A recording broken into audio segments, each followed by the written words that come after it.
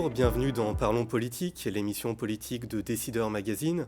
Aujourd'hui, nous recevons sur le plateau Stanislas Guerini, député LREM de Paris et délégué général de La République En Marche. Stanislas Guerini, bonjour. Bonjour. Aujourd'hui, nous allons traiter deux points importants qui sont dans l'actualité et qui prendront de plus en plus d'ampleur dans les mois à venir. La préparation de La République En Marche pour les futures élections municipales et la réforme des retraites qui sera discutée à la rentrée. Alors, en ce qui concerne les élections municipales, pendant la présidentielle, La République En Marche avait une sorte de mojo, une sorte d'état de grâce. C'était un parti qui était soutenu sur le terrain, qui était présent à travers la Grande Marche. Comment rééditer cet exploit, comment rééditer cette mobilisation dans les mois à venir pour les municipales ?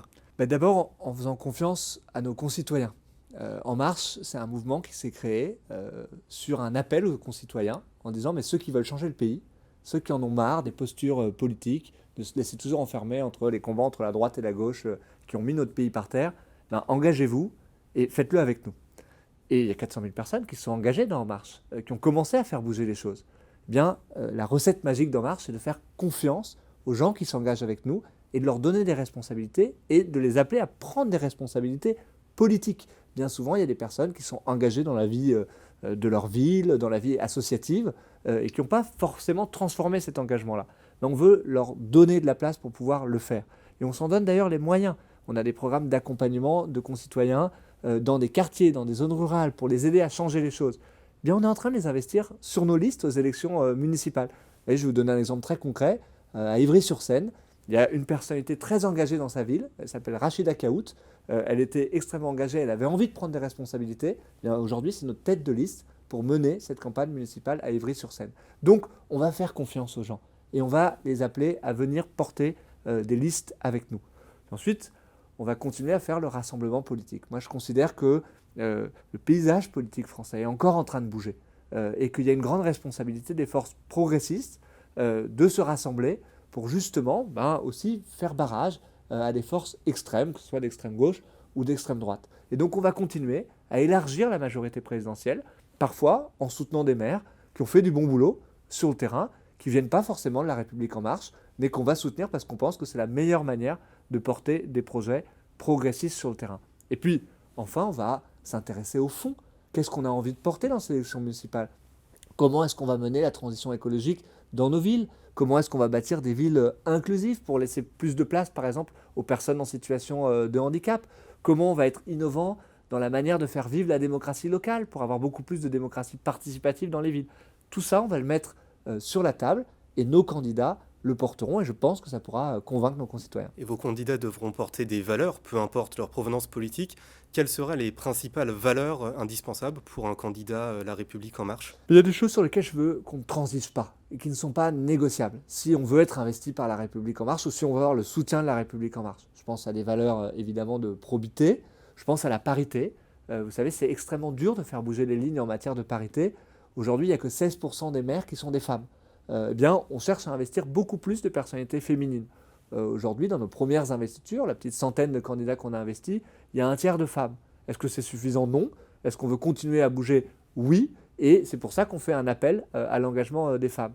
Je parlais il y a quelques secondes du handicap. Dans les engagements qu'on demande aux élus qu'on va soutenir ou investir, il y a celui de faire une place sur les listes aux élections municipales à une personne qui a un handicap.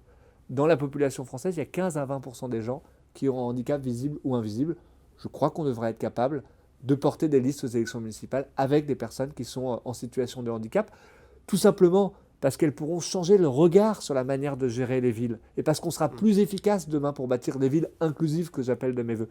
Ça, ce sont quelques exemples des engagements que je demande à tous les élus de pouvoir prendre. C'est le dénominateur commun d'une certaine façon et là-dessus, on ne transige pas. Alors pour désigner vos élus, vous avez fait confiance à une commission nationale d'investiture et non à des primaires citoyennes que pouvaient réclamer certains militants de La République En Marche.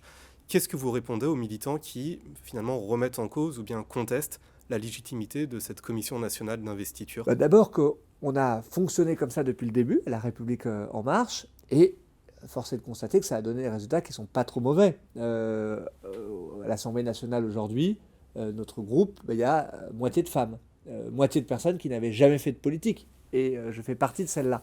Je crois que je ne serais peut-être pas devenu député si un jour, il n'y avait pas justement une commission nationale qui s'était dit, ayons le courage d'aller chercher des profils un peu différents, de nous extraire parfois des situations locales pour justement imposer l'idée que le renouvellement, il peut se faire aussi par des choix qui sont parfois centralisés. Mais ensuite, ce qui donne la légitimité à cette commission, c'est qu'elle est composée de personnalités qui sont éminemment représentatives d'En Marche et des territoires d'En Marche.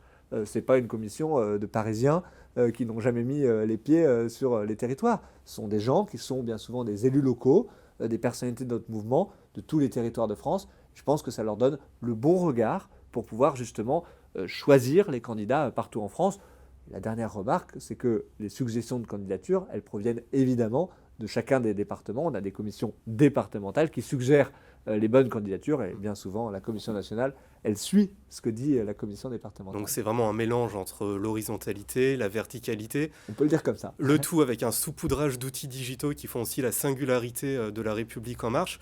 Pour les futures municipales, vous avez mis en place un outil assez intéressant qui permet en fait de voir les réalisations concrètes du gouvernement ou bien des élus locaux ces dernières années. Est-ce que vous pourriez nous en dire quelques mots ? Oui, c'est pour moi un outil qui est très important parce que je trouve que à chaque fois qu'on parle de nos réformes, de ce qu'on fait à l'Assemblée nationale, on en parle en milliards d'euros. C'est des trucs qui ne parlent pas aux gens et personne ne se rend compte de ce qui change près de chez soi. Et donc, on a mis en place cet outil qui est un outil parmi d'autres, mais effectivement, pour pouvoir dire, on a lancé un site internet, ça s'appelle Chez vous, enmarche.fr.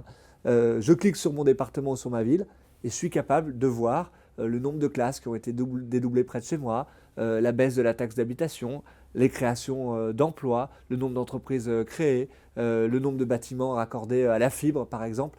Toutes ces choses qui sont en train de changer dans le quotidien des Français parce qu'il y a une action résolue de cette majorité et auquel on donne justement une coloration locale. Je crois que c'est très très important de porter l'action de cette majorité de cette façon-là, d'en parler aux gens dans leur quotidien. Et en termes d'objectifs, vous avez annoncé publiquement que vous vouliez passer de 2000 élus locaux à 10 000. Est-ce que La République En Marche cible des zones géographiques privilégiées, des métropoles, des petites villes, ou bien est-ce que vous mettez en place une stratégie au cas par cas ? On ne cible pas du tout de zone en particulier. Pour moi, un élu local, un adjoint dans une municipalité, qu'il soit dans un village ou dans une grande métropole, il a la même valeur. C'est une personnalité qui va justement nous permettre de faire ce qui bien souvent manque aux politiques publiques, le dernier kilomètre.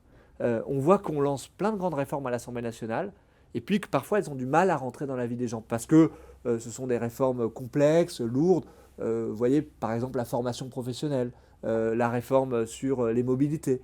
Bien, toutes ces grandes réformes, elles ont besoin du dernier petit coup de pouce pour justement trouver une traduction extrêmement concrète sur le terrain. Eh bien, avoir des élus municipaux, locaux, partout en France, ça va nous permettre justement de faire progresser nos idées, de transformer, finalement, de passer de la réforme à la transformation du pays. Il me semble que c'est ce qu'on a proposé aux Français dans l'élection présidentielle. Et donc, c'est pour ça que c'est très important. Et c'est pour ça que moi, je ne parle jamais d'une élection comme d'une fin en soi. Je crois que ça serait un contresens absolu pour un mouvement politique. Une élection, c'est un outil pour pouvoir transformer les choses. J'assume parfaitement qu'on veut gagner des élections, mais pour le mettre au profit du projet de transformation du pays qu'on porte depuis le premier jour de ce quinquennat. On va passer maintenant au deuxième thème de cet entretien, c'est la réforme des retraites. D'après une étude récente, il y a 3 Français sur 4 qui jugent que le système actuel est injuste. Le gouvernement, j'imagine, partage cet avis puisqu'il s'attelle à réformer les retraites. Selon vous, quels sont les principaux défauts du système de retraite actuel ? Vous savez, moi je trouve qu'il y a un chiffre qui résume très très bien les choses.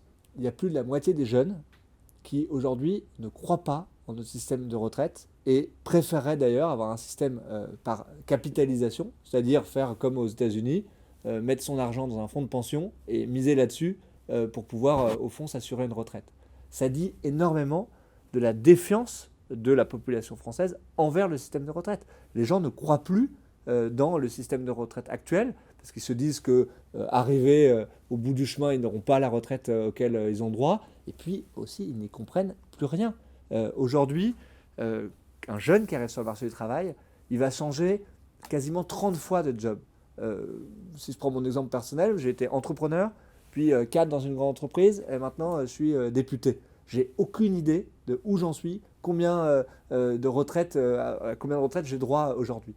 Et cette illisibilité du système, en réalité, elle pénalise énormément, y compris les mobilités professionnelles. Parce que quand j'ai de l'incertitude sur ce que je vais avoir en matière de retraite, je me mets des freins et justement, je vais peut-être moins facilement changer de boulot, alors qu'on aurait besoin d'avoir un système du marché du travail qui aujourd'hui nécessite beaucoup de mobilité. Donc on a un système qui est illisible, qui est aussi profondément injuste. Il y a beaucoup de situations où, en fonction de son statut, du système de cotisation qu'on a, pour le même métier, on a des situations qui sont extrêmement diverses.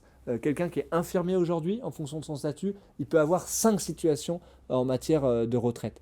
On a un système qui est injuste pour les femmes. Les femmes, aujourd'hui, ont à peu près 42% de pension de retraite en moins que les hommes. Pourquoi ? Parce que les carrières sont plus hachées, parce qu'on a un congé maternité, par exemple, et notre système prend très mal en compte aujourd'hui ce genre de situation. Et donc c'est pour ça qu'on a besoin de mettre en place ce système qu'on avait promis pendant l'élection présidentielle, qui est un système universel de retraite, qui met fin aux 42 systèmes existants particuliers de retraite pour voir naître un système universel plus simple et surtout plus juste pour l'ensemble de la population française. Alors qu'est-ce que vous répondez aux salariés qui actuellement bénéficient de ces régimes de retraite spéciaux et qui peuvent s'estimer perdants ? Est-ce que vous estimez qu'ils seront gagnants quoi qu'il arrive ? Est-ce que vous pensez qu'il faut faire de la pédagogie ? Je pense que d'abord il faut bien expliquer pourquoi on fait tout ça et pourquoi le système actuel il marche pas forcément bien.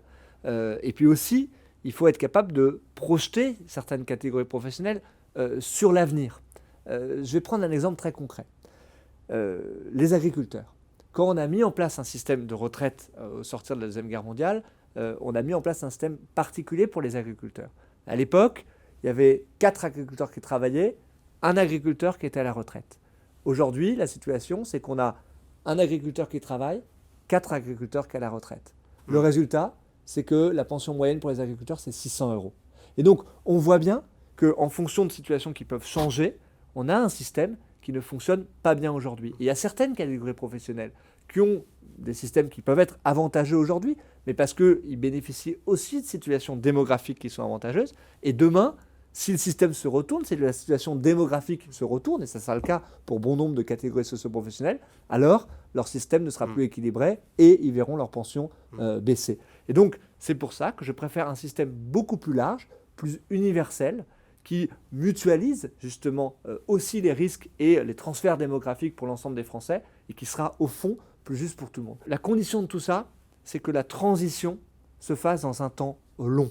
Pour qu'on ne prenne personne à rebours, évidemment, il faut bien sûr préciser que les personnes qui sont en retraite aujourd'hui, elles ne verront pas leur système changer. Je crois que ça, c'est très important parce que ça peut générer de l'angoisse chez nos concitoyens, mais que également, toutes les catégories socio-professionnelles, il y aura un temps d'accompagnement pour qu'il n'y ait pas de situation du jour au lendemain qui puisse changer de façon pénible pour les uns ou pour les autres.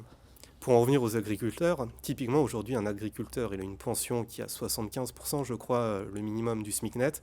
Là, ça va passer à 85%, c'est ça ? Oui, c'est l'objectif, effectivement, et ça sera, c'est ce que Jean-Paul Delevoye a proposé dans son rapport. Je crois que c'est un objectif qu'on devra évidemment suivre au moment de mettre en place la retraite. C'est ça aussi, un système plus juste. Les agriculteurs sont les grands perdants du système de retraite actuel. Le passage à un système universel, ça devrait tirer vers le haut, et notamment pour ceux qui subissent le plus, dont les agriculteurs. Mais je crois qu'on pourrait multiplier les exemples de cette façon-là. Je parlais tout à l'heure des femmes qui ont des pensions de retraite inférieures nettement à la moyenne des hommes. Bien, dans le futur système qu'on veut construire, la proposition de Jean-Paul Delevoye, c'est de faire en sorte que dès le premier enfant, eh bien, le système par points qu'on souhaite mettre en place voit une revalorisation de la valeur du point pour les femmes. Ça permettra d'avoir un rattrapage entre les retraites moyennes des femmes et les retraites moyennes des hommes. Ça aussi, c'est mettre en place un système plus juste. Eh bien, merci beaucoup Stanislas Guérini d'être venu sur le plateau de Décideurs Magazine. Et bon courage pour les grands chantiers de la rentrée, notamment les retraites et aussi les élections municipales. Merci et bel été à vous. Merci.